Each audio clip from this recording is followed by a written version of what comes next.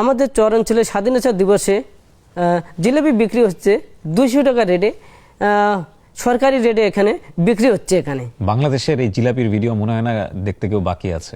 গরম ভাত না আমি মনে করি খাইতে পারি না, ওই ভাত পানি ডাল দিয়ে অনেকগুলো হচ্ছে, পন্তা ভাতগুলো অনেকগুলো হয়, অল্পতে পেট ভরে পানি সহ পন্তা ভাত। আসলে দুঃখ আর বারবার বললে কিন্তু কষ্ট হয়, তারপরে বলতে হয়। বউ আমার এই 1-1.5 মাস 2 মাস সংসার করার পরে ডিভোর্স হয়ে গেল। টাকা জমে না, আমি একলাই কাজ করি, এরকম আবার মার অসুখ হলে বাবার অসুখ হলে আবার দেখতে হয়, কয় টাকা থাকে আর আমার পকেটে। অভাবের কারণে বউ চলে যায়, এটা ভাইরাল হওয়ার আগের ফোন, এটা ওই যে 8,000 টাকা দামি ফোন। ওর যখন ভিডিওটা ভাইরাল হয় প্রথম পর্যায়ে কিন্তু সবাই তুচ্ছ তাচ্ছিল্যই করছিল, যেটা রিয়েল ফ্যাক্ট, সেটাই বলছি, সবাই ফানি মনে করছিল। কিন্তু যখন ওর জীবনের গল্পের ভিতরে ঢুকে গেছে সবাই, তখন ওর ওই বিষয়গুলো আর ফান থাকেনি, তখন ওটা সবাই খুব সিরিয়াসলি নিয়ে নিয়েছে। আর একটা কথা বলতে নিচ্ছে, আর একটু বলি, আমরা একটু ডিফারেন্ট কিছু জানার চেষ্টা করছি, বের করার চেষ্টা করছি। আমি চাই আমার চরগুলো উন্নয়ন হোক, শিক্ষা হার বাড়ুক, আমি এটার জন্য কথা বলি। কথার মাধ্যমে ভুল হলে ক্ষমা করে দেখবেন। আপনার এই মাইক্রোফোন দিনে দিনে অনেক শক্তিশালী হোক। আসসালামু আলাইকুম প্রিয় দর্শক এবং শ্রোতা, আপনাদের সবাইকে আমন্ত্রণ জানাচ্ছি অল টাইম ব্রেড প্রেজেন্স তারজি কিবরিয়া শোতে। আজকে যাকে নিয়ে আমার সময়টি কাটবে তাকে বাংলাদেশের সব মানুষ চিনে ফেলেছেন ইতিমধ্যে, এবং তার সারল্য, তার কাজ বাংলাদেশের মানুষের ভালোবাসা পেয়েছে। তো খুবই ইন্টারেস্টিং একটা কথা হচ্ছে, সম্মান যিনি দেন তিনি সৃষ্টিকর্তা, তিনি চাইলে সম্মান কেড়েও নিতে পারেন। আমি তার ভিডিও যখন প্রথম দেখি তখন আমার কাছে খুবই, আমি আসলে খুব সিরিয়াসলি নিইনি, টু বি অনেস্ট। আমার কাছে মনে হচ্ছিল যে এটা খুবই ফানি বা আপ টু দ্য মার্ক কিনা সেটা নিয়ে প্রশ্ন আছে। কিন্তু তার সারল্য এবং তার বিষয়গুলো যখন সাংবাদিক ভাইরা সামনে নিয়ে আসলেন, তখন তিনি বাংলাদেশের মানুষের কাছে খুব প্রিয় হয়ে গেলেন। টিভি চ্যানেলে এগুলো আছে, সাংবাদিকগুলো আছে, এরা আসলো, আসে ভিডিও বানা শুরুগুলো, আমার জীবনের ইতিহাসগুলো শোনে, এরকম মানে কেউ আর টেকা আর দেয় না, এরকম করে। আমি মনে মনে বলছি, এটা আমি কোন ভাইরাল হইলাম? আমার বাড়িতে আবার চাল ডালও নাই, আমি খাবো কি তাহলে?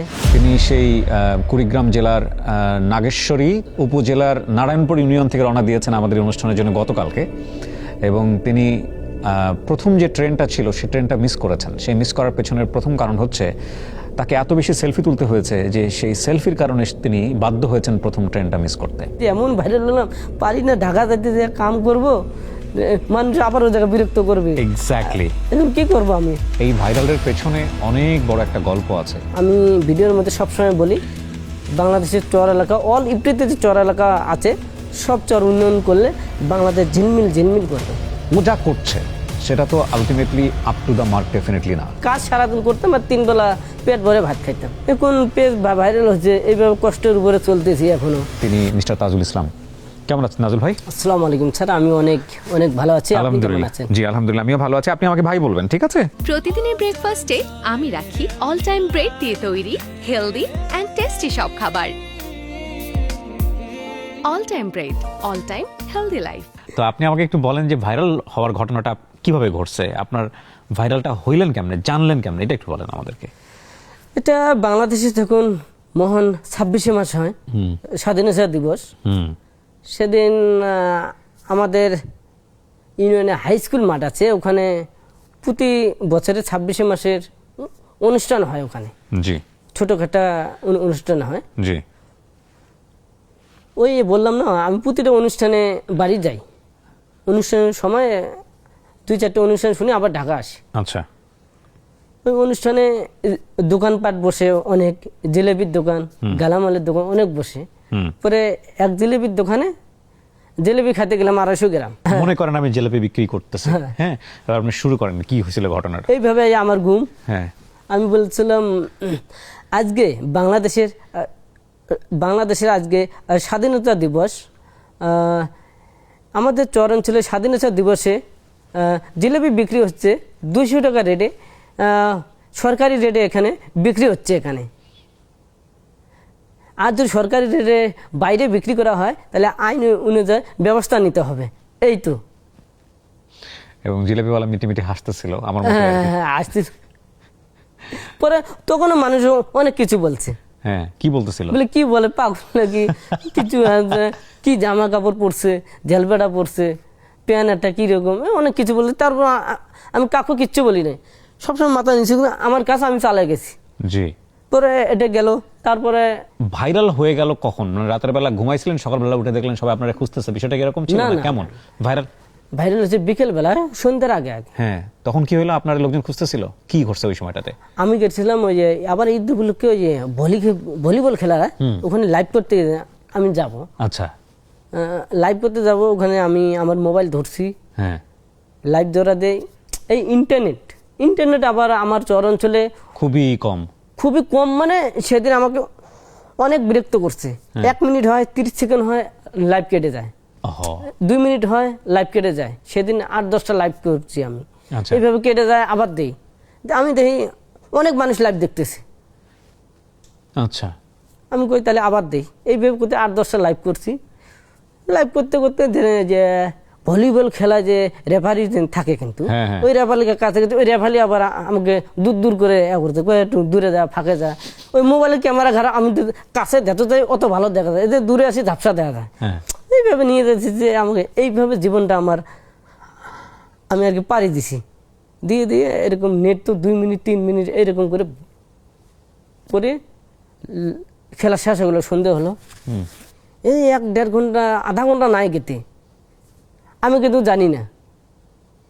একজন ফোন দিয়ে বলতেছে তোর ভিডিও একটা সেই আগেতেছে, মানে ভাইরাল, সেই আগাইতেছে তোর ভিডিও। হ্যাঁ, ভাইরাল হইতেছে। আচ্ছা। আমি আবার সাথে আবার চেক দিলাম, অনেক লোক মানে দেখতেছে, ভাইরাল হইতেছে আর কি। আমার মনে অনেক জাগলো, অনেক খুশি। আর অত কিছু তো বুঝি না। পরে আমার এক ভাই আছে, শাহ আলম আছে, আমার বন্ধু হয়, আমরা ছোটোবেলার থেকে চলি। আর নাম্বার আছে, আপেল আছে, এগুলা আমার ভাই বেড়াদের বন্ধু বান্ধব আছে। জি। এগুলো বললাম ভাই এই ব্যাপার। আমি ফোন দিই, তাদের ফোন দেয়, তারা গেছে কোথায় জানি না, ফোন দেয়, ফোন বদ্ধ, ওই ইন্টারনেট খারাপ, ফোনও বদ্ধ। পরে হইতে হইতে একবার ফোন ঢুকছে, আর ঢোকে না, এরকম ওরাই ফোন দিয়েছে আমাকে। আচ্ছা। কয়ে কি জন্য ফোন দিস, কি জন্য? আমি বললাম এই ব্যাপার, আসেন কোথায় সেটা তাড়াতাড়ি বলেন, ভিডিও আমার একটা ভাইরাল হয়ে গেছে, এখন কি করতে হবে ভাই আমি কিছু বুঝি না। হ্যাঁ, এরকম করতে করতে ভাইরাল হয়ে গেল। আবার আসলো, দেখা করলাম, ভাই এই দেখেন।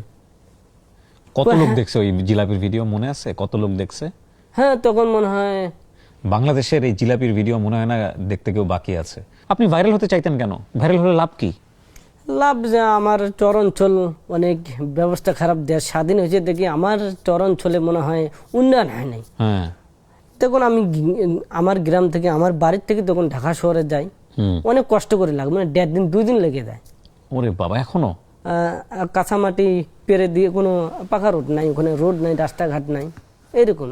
আচ্ছা, না তাজুল ভাই, আপনার এলাকায় তো এমপি আছে, আপনার এলাকায় চেয়ারম্যান আছে, আপনি বললেন মেম্বার, আমরা বলি মেম্বার, ঠিক আছে, মেম্বারই তো, মেম্বার আছে, চেয়ারম্যান আছে। এদের কাজ হচ্ছে এলাকা নিয়ে চিন্তা করা। আপনি একটা দরিদ্র মানুষ, আপনি দিন আনে দিন খান, আপনার কারণ এলাকা নিয়ে চিন্তা করতে হবে, এরকম কথা তো অনেকেই বলতে পারে। আমি ওই প্রশ্নটা করলাম। আবার বলেন তো। মানে বিষয়টা হচ্ছে, ধরেন এরা চিন্তা করবে এদের এলাকা নিয়ে, চেয়ারম্যান, আপনার দরকারটা কি? মানুষজন বলে না। হ্যাঁ, তো আপনি কি বলবেন এখানে? আমি বলি এখানে আমি তো আমার জন্ম থেকে আমি দেখতেছি, হ্যাঁ, যে জায়গা আর ওই জায়গা, আর হয়তো আরো বেশি হয়। নদী দেখুন, বর্ষার পানি পড়ে, আরো রাস্তাগুলো আরো খারাপ হয়ে যায়, ভালো করে কম, হ্যাঁ, আরো ডাউন হয়ে যাচ্ছে। আমি যখন শহরে যাই তখন খারাপ লাগে, যখন রুগীগুলো যায়, গাড়ি চলে, একটা ঘোড়ার গাড়ি আর একটা ঘোড়ার গাড়ি অল্টারনেট করে যাইতে পারে না, অনেক কষ্ট করে। এখনো ঘোড়ার গাড়ি চলে এখানে? হ্যাঁ, এখনো ঘোড়ার গাড়ি আমাদের চর অঞ্চলে। ওখানে তো কোনো রোড ঘাট নাই, গাড়ি 4 চাকার গাড়ি চলে না, ঘোড়ার গাড়ি ছাড়া আর কিচ্ছু চলে না। কি বলেন? এই জন্য আমার মাথায় একটু আইডিয়া ছিল, শুধু আমার চর অঞ্চলে, আমার ইউনিয়ন যদি আমি ভাবি উন্নয়ন হয়, তাহলে আমার ইউনিয়ন বাদ দিয়ে সামনে আরো ইউনিয়ন আছে, আরো চর অঞ্চল আছে। আমার ইউনিয়নদের উন্নয়ন হয়, তাহলে সামনে ইউনিয়নগুলো কি হবে? ঘুরি সেই চর আর ওই চর পরিচালক। এই জন্য আমি ভিডিওর মধ্যে সবসময় বলি, বাংলাদেশের চর এলাকা, অল ইফটিতে যে চর এলাকা আছে, সব চর উন্নয়ন করলে বাংলাদেশ ঝিলমিল করবে। কি চমৎকার না? কি সুন্দর কথা, সব ভাইরালের উদ্দেশ্য খারাপ থাকে না। জি, আপনি যেটা বলতেছিলেন যে আপনি ভাইরাল হয়ে গেলেন, এরপর আপনার জীবনে কি ঘটলো? মানে লোকজন তো সবাই আপনাকে চিন্তাছিল, তখন আপনার লাইফ কেমন, মানে এটা একটু বলেন। হ্যাঁ, তখন মজার তো কি ঘটনা ঘটলো? আরো ভালো লাগতেছে, আবার অসুস্থ হয়ে যায়। হ্যাঁ, আমি তো দেখলাম যে ক্যামেরা নিয়ে সারাক্ষণ আপনার পিছনে দৌড়াইতেছে লোকজন, আপনি নিজেও খুব অসুস্থ হয়ে যাচ্ছেন, মাঝে মাঝে দেখলাম দু একজনের সাথে রাগও করতেছেন। কি করতেছিল ওরা? তখন ওই আমার বন্ধু বান্ধব গুলো, আমি তো আর মোবাইলে ফাংশন বুঝি না, ওই আমার বন্ধুর কাছে যাইতে হয়, শাহ আলমের কাছে যাইতে হয়, নেম্বারের কাছে, আপেলের কাছে যাইতে হয়। একজনকে বলি বলি কমেডির উত্তরগুলো দিয়ে দেয়, আমার পড়াশোনা নাই, উত্তরগুলো দিলে আরও ভাইরাল বেশি হবে। এইভাবে একজনকে পেজটা দেখাই, মানে কোনো সমস্যা ইস্যু আসে নাকি, এবার ঠিক করি, আবার নেম্বার দিয়ে অন্যটা দেখাই, এরকম করে দেখি। আস্তে আস্তে দেখি টিভি চ্যানেল যে এগুলো আছে, সাংবাদিকগুলো আছে, এরা আসতেছে, এরা আসলো, আসে ভিডিও বানা শুরু করলো, আমার জীবনের ইতিহাসগুলো শোনে। এইরকম মানে কেউ আর টেকা আর দেয় না, এরকম করে। আমি মনে মনে বলছি, এটা আমি কোন ভাইরাল হইলাম? আমার বাড়িতে আবার চাল ডালেও নাই, আমি খাবো কি তাহলে? বোঝেন অবস্থা। তখন আমার বন্ধু বান্ধবগুলো বলতেছি, দেখ ভাই, আমার বাড়িতে কিন্তু চাল ডাল নাই। এই ভাইরাল হয়ে আমার লাভ কি হইলো? ভাইরাল হলে এখন আমি যে এমন ভাইরাল হলাম, পারি না ঢাকা যাইতে যে কাম করব, মানুষ আবার ওই জায়গায় বিরক্ত করবে। এক্স্যাক্টলি। এখন কি করব আমি? কই আর কয়টা দিন দেখ, আর কয়টা দিন দেখ। আমাকে আবার কোন দোকানদার আমার এলাকা বাকি দেয় না আবার। কেন? ওই এরকম আমিও একলা করি, টাকা দিতে পারবো না পারবো, এরকম আর কি। বাকি দেয় একটু কম দেয় আর কি, হ্যাঁ, দিতে চায় আবার দেয় না, ভাবি চিনতে দেয়, লোকের মাধ্যম দিয়ে নিতে হয়, এরকম আর কি। মানে টাকা পয়সা আপনি দিতে পারবেন কিনা চিন্তা করে। এরকম। তো ভাইরাল হওয়ার পর তো বিপদ হয়ে গেল তাহলে আপনার। হ্যাঁ, এরকম হয়ে গেল। পরে হইতে হইতে আমিও বাড়িতে সারাদিনে একবেলা ভাত খাইলে খাই, না খাইলে নাই। পাশের বাড়িতে আমার বরব্বা হয়, 1.5 গ্রামে বলে, মানে বরব্বার বাড়িতে বরম্মার কাছ থেকে ভাত নিয়ে খাই। আমার ভাবি আছে, এইভাবে আর কি, চেয়া চেয়া খাই, নাহলে পাক করে করে খাই। তারপরে ভাইরাল হওয়ার তার পর দাম আইনাল ডাক্তার, তার বাড়িতে আমি খাওয়া দাওয়া এইভাবে খাই আর কি বেশি। আর দূরের বাড়িতে যে ভাত খাতে ডাহে, তার বাড়িতে খাই। এইভাবে আমি জীবন এখনো, আমি বাড়িতে গেলে ভাত কম খাই, একবেলা হলেও আমি যে ডাকে তার বাড়িতে খাই। না, ঠিক আছে, কিন্তু ভাইরাল হওয়ার পরে কি জীবন কোনো পরিবর্তন হয় নাই? না, এখনো হয় নাই। মানুষ আরো অন্যটা ভাবে, উল্টাটা ভাবে। ওই যে ভিডিও নিতে আসে, কন্টেন্ট নিতে আসে, কন্টেন্ট নেয়, নিয়ে হয়তো পকেটে 10 টাকা, 50 টাকা, 200 টাকা দিয়ে যায়। আর মানুষ মনে করে মানে অনেক টাকা দিছি, অনেক টাকা হয়েছে। এখন পেজ ভাইরাল হচ্ছে, এইভাবে কষ্টের উপরে চলতেছি এখনো। ও যা করছে সেটা তো ultimately up to the mark definitely না, এ ব্যাপারে কোনো সন্দেহ নাই। কিন্তু ওর জায়গা থেকে ওর যে চেষ্টাটা, ওর জায়গা থেকে ওর যে সারল্যটা এবং কাজের জায়গাটায় ও যে নিরন্তর চেষ্টা করে যাচ্ছে, একেবারে প্রান্তিক পর্যায়ের, আমি যদি বলি একদমই প্রান্তিক পর্যায়ের একটা মানুষ, জীবনে জার্নালিজমের জটাও শেখে নাই, শখের বসে, হ্যাঁ একদম সারল্যের জায়গা থেকে বলছি আমি ভাইরাল হওয়ার জন্যই করছি, কিন্তু ভাইরাল হওয়ার জন্য কোনো অন্যায় কোনো কিছু করে নাই, সে একটা সুন্দর পথ বেছে নিয়েছে। এবং প্রথম পর্যায়ে বিষয়টা আমাদের কাছে ফানি হলেও, আমি আবারও বলছি, এর পরবর্তীতে ওর জীবনের গল্পের সাথে ম্যাচ করে ও বাংলাদেশের মানুষের কাছে প্রিয় হয়ে গেছে।